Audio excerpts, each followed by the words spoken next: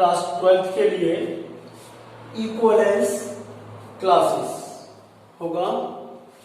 तो equivalence class के लिए सबसे पहली कंडीशन है कि इक्विवेलेंस क्लास निकालने के लिए रिलेशन इक्विवेलेंस होना चाहिए। पहली चीज, relation should be equivalence. Equivalence means reflexive भी होना चाहिए, सिमेट्रिक भी होना चाहिए और ट्रांजिटिव भी होना चाहिए। क्लियर? दूसरी चीज है कि इक्विवेलेंट क्लास हम किसकी निकालते हैं? तो इक्विवेलेंट क्लास हम उसी सेट की निकालते हैं जो गिवन सेट है और उसके जो एलिमेंट्स हैं। तो ध्यान रखिए, इक्विवेलेंट क्लास किसके निकालते हैं? उन एलिमेंट्स की जो हमें सेट गिवन है। ठीक है, तो अब इक्विवेलेंट क्लास होती क्या है, कैसे फाइंड करते हैं? देखिए, let R be R equivalence relation on set A. ठीक है, इक्विवेलेंस होना चाहिए, कंडीशन नेसेसरी कंडीशन है। Then equivalence class of an element X belongs to set A denoted by square bracket in X. Square bracket X को हमने किसमें लिया? Bracket में लिया, स्क्वायर ब्रैकेट में। इज डिफाइंड एज, क्या होता है? Collection of all those elements of set A which are related to x. मतलब कि equivalent class of X is equal to Y. क्या होगी? वाई होगी, सच दैट वाई किसको बिलोंग करना चाहिए? सेट ओके, सेट ए के ऑफ कोर्स होगा ही तो। और वाई किसके रिलेशन किसके साथ होना चाहिए? एक्स के साथ रिलेशन होना चाहिए। अभी मैं इसकी एक एग्जांपल लेके आपको क्लियर करता हूं। उसको एक एग्जांपल लेते हैं इसकी। लेट ए कोई सेट ले लिया हमने 1 2 3 4 5। ओके, और कोई एक रिलेशन डिफाइन करेंगे इस पर, जो कैसा होना चाहिए? इक्विवेलेंस रिलेशन होना चाहिए, यानी कि वो रिफ्लेक्सिव भी होना चाहिए, सिमेट्रिक भी होना चाहिए और ट्रांजिटिव भी होना चाहिए। क्लियर? तो एक रिलेशन बनाते हैं 1 1 2 2 3 3 4 4 1 2 2 1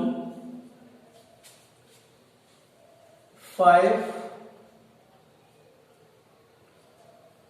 5 1 and 1 5। चलिए ये ले लेते हैं। This is a relation, suppose हमने ले लिया।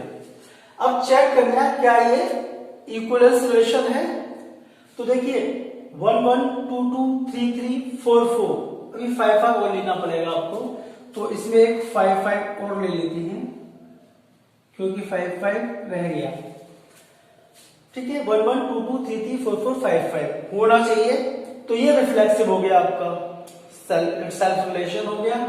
अब सिमेट्रिक देखते हैं। 1 का 2 से रिलेशन है तो 2 का 1 से भी है, सिमेट्रिक भी हो गया। 5 का 1 से है, 1 का 5 से भी, तो सिमेट्रिक भी हो गया। अब आप देखिए ट्रांजिटिव के लिए 1 रिलेटेड टू 2, 2 रिलेटेड टू 1।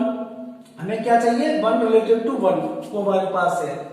क्या देखिए 5 1, 5 का 1 से रिलेशन, 1 का 5 से रिलेशन, तो 5 to 5 होना चाहिए, वो भी हमारे पास है।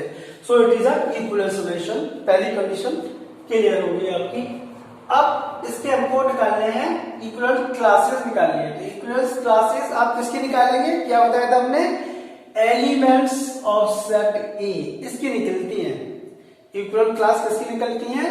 इनकी निकलती है। तो 1 की निकालते हैं इक्विवेलेंट क्लास। 1 की क्या होगी? अब देखिए इक्विवेलेंट क्लास 1 किस किस से रिलेटेड है? इसमें 1 किस किस से रिलेटेड है? वही आपकी इक्विवेलेंट क्लास होगी 1 की।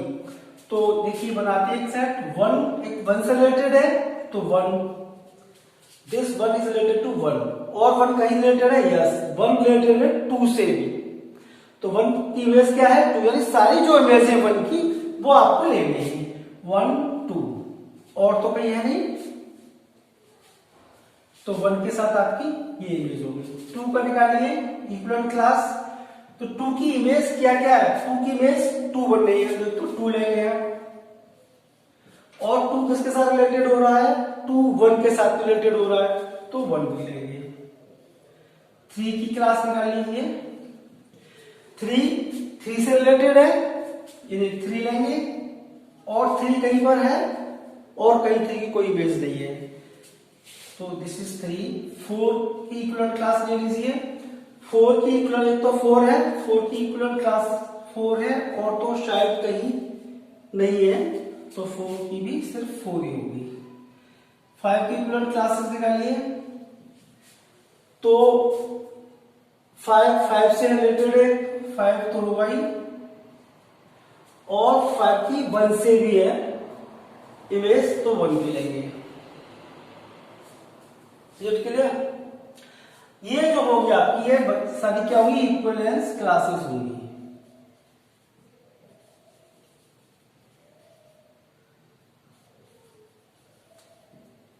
कौन कौन सी होगी, 1 2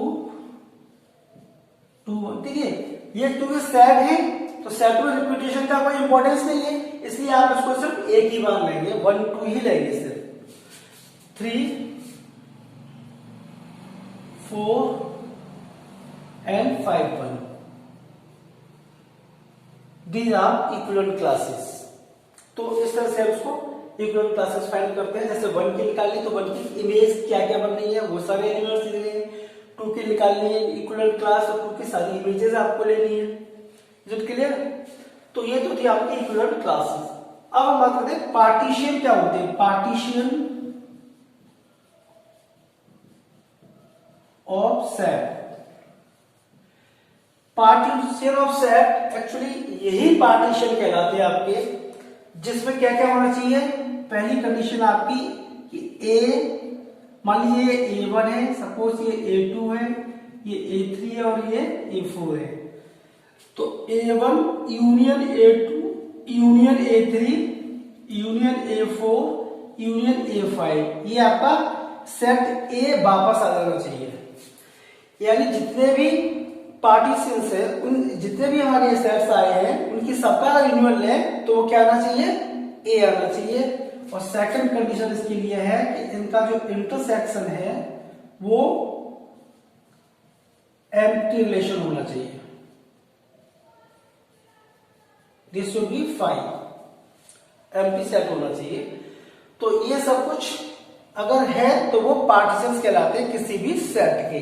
यही चेक कर लीजिए, मान लीजिए यही एक सेट था और ये मान लीजिए कुछ सेट्स थे हमारे पास, तो चेक करते हैं क्या ये इसके पार्टीशन है। तो सबसे पहले इनका यूनियन लीजिए, यूनियन 1 2 यूनियन 3 यूनियन 4 यूनियन 5 1। तो आप इसका यूनियन लेंगे तो क्या आएगा, 1 2 3 4 5, 1 2 3 4 5, which is equal to A. First condition is satisfied. Now for second, intersection should be 5. Intersection 1 2, intersection 3, intersection 4, intersection 5 1। तो इसमें कुछ कॉमन है, आपको ये दिख रहा है 1 2 का 3 से कोई कॉमन नहीं है, 3 का 4 से कुछ नहीं है, 5, यानी कि इसमें कोई भी कॉमन नहीं है। तो दिस